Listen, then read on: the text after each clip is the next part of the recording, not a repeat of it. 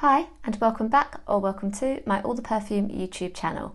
In this video I'll be reviewing In Love with Everything by Imaginary Authors.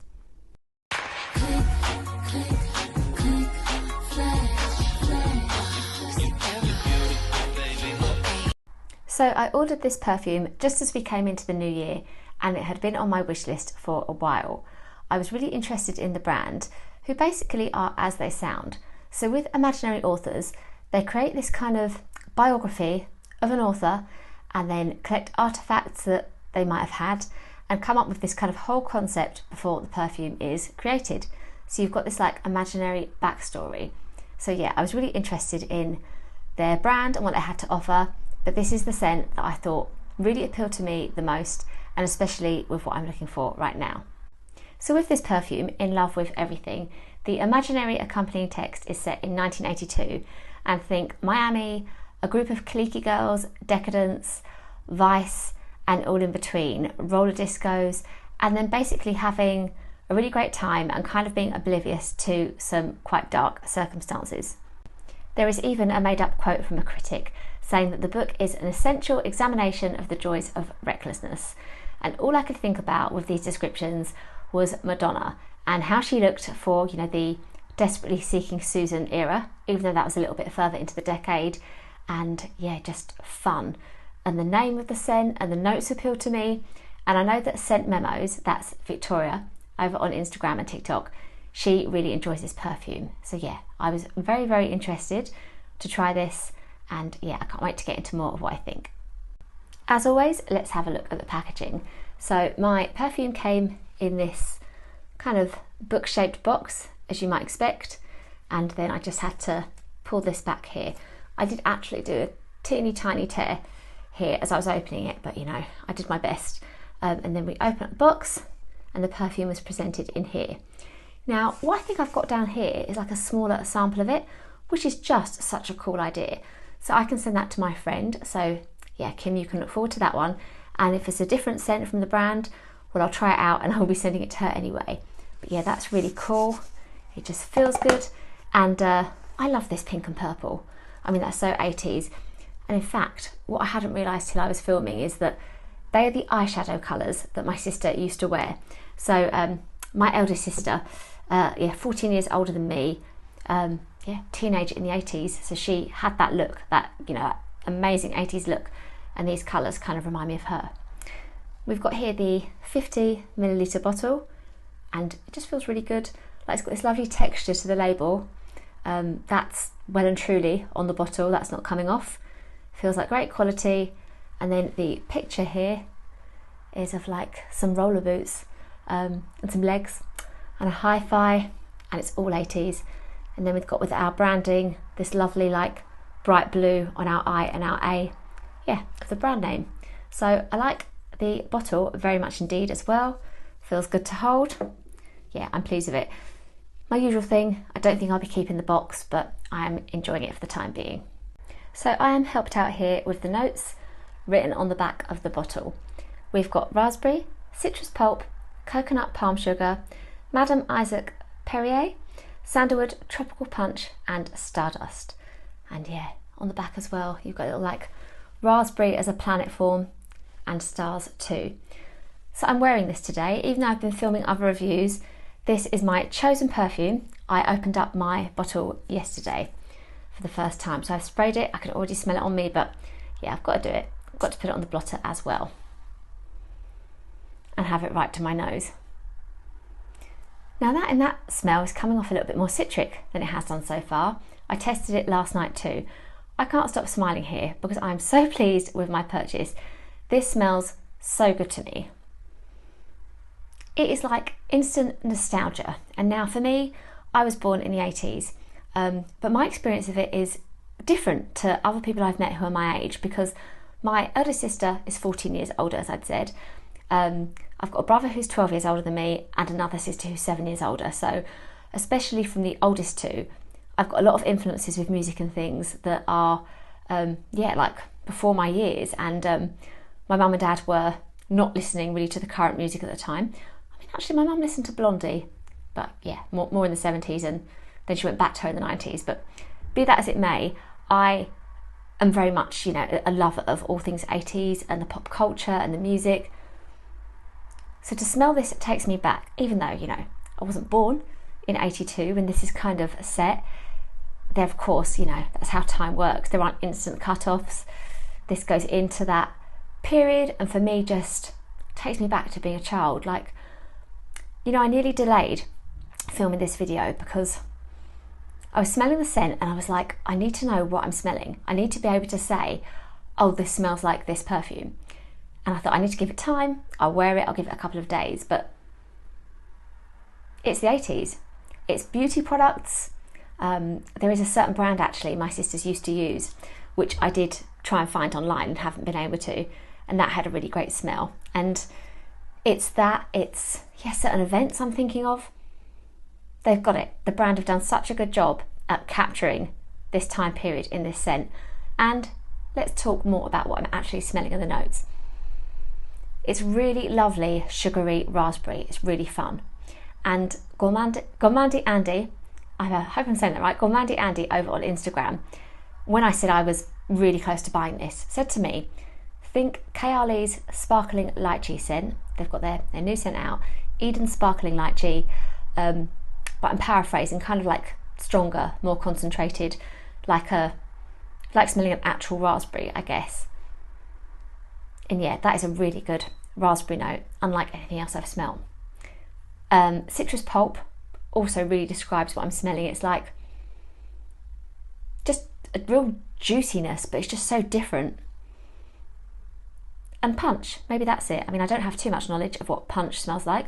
I don't believe I've ever had it, but you know, I'm imagining that's what I think punch would smell like for sure, like at an 80s party.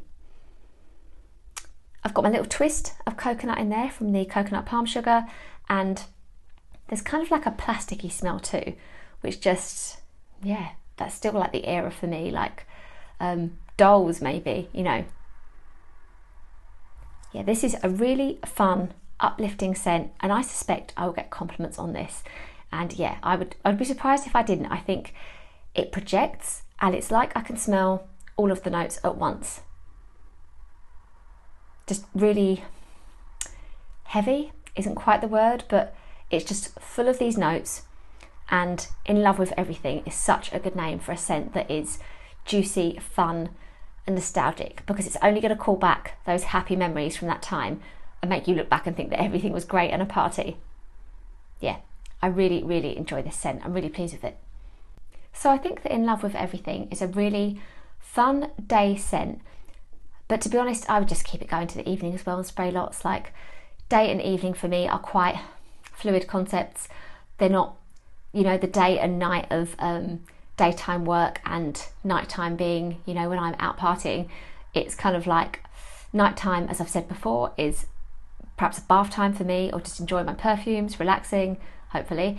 And yeah, daytime, you know, maybe I'm a little bit more muted with meetings and things, but yeah, I just think this could be both, but the fun, uplifting vibe kind of calls to mind summer a little bit more, I suppose. But for me, it's New Year. For me, the In Love With Everything makes me think of being uplifted and just needing that kind of pick-me-up in my collection.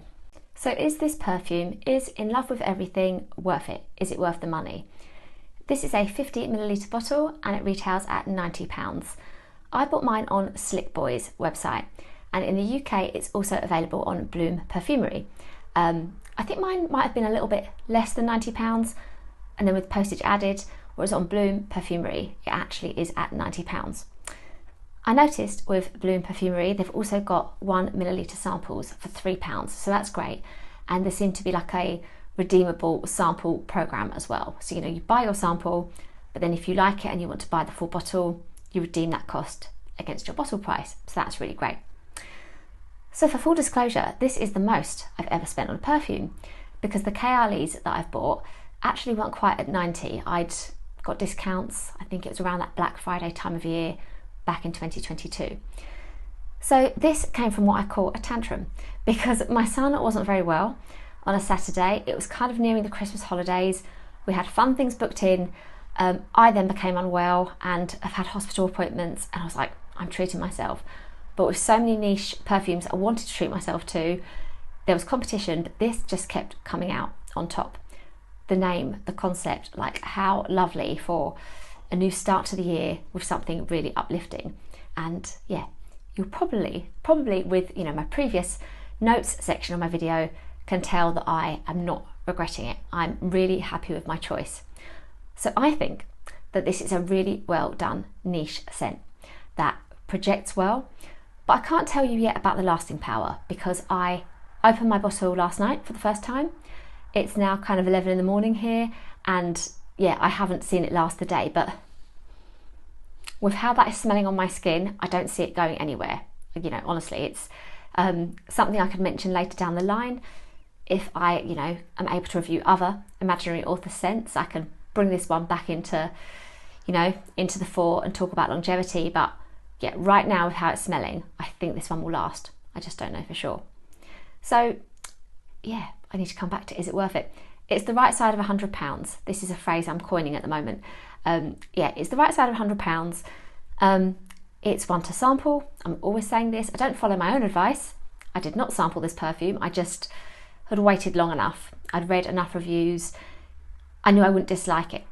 But where I'm really pleased is that I love it. It's perhaps when my friend Andy over on Instagram had said it was like sparkling lychee, I thought, oh, okay, I kind of know what I'm getting. But no, I didn't know what I was getting. This just feels like so much more than that. This is that extra fun, nostalgia in a bottle, and that thing you can't put your finger on. And I don't think that's changing for me. I think this is like a really great summing up of like fun in the 80s. Yeah, I digress again. So yeah, I do think this seems like, yeah, my way into a really good perfume house. And it's great that you can get your samples, but yeah, what I do for myself with the blind buying isn't what I would advise. I'd say get your hands on a sample from Bloom Perfumery first. So of course I have a wish list from the brand. I was also looking at a whiff of Wafflecone and nearly bought both bottles. But yeah, that would be the next one I'd like to try.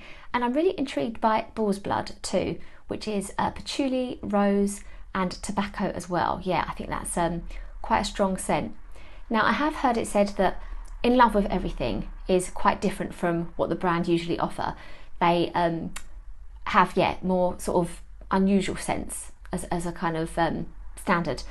And for me that's great because that appeals to, you know, kind of, I'll say both. I don't want to narrow my taste down to two elements, but you know, I suppose they're kind of, there's a split in my personal taste.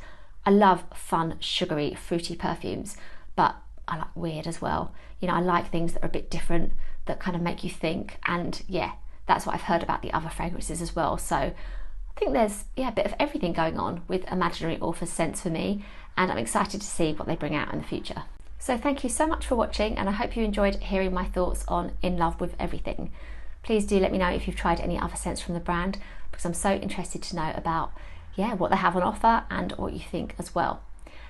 Please do give this video a like if you enjoyed it, and remember to subscribe to my channel because I have so many more reviews coming up and lots to go back and look on as well. Please do find me over on Instagram, on my blog and on TikTok. And yeah, thank you so much again. I will chat to you in the comments and see you in my next video.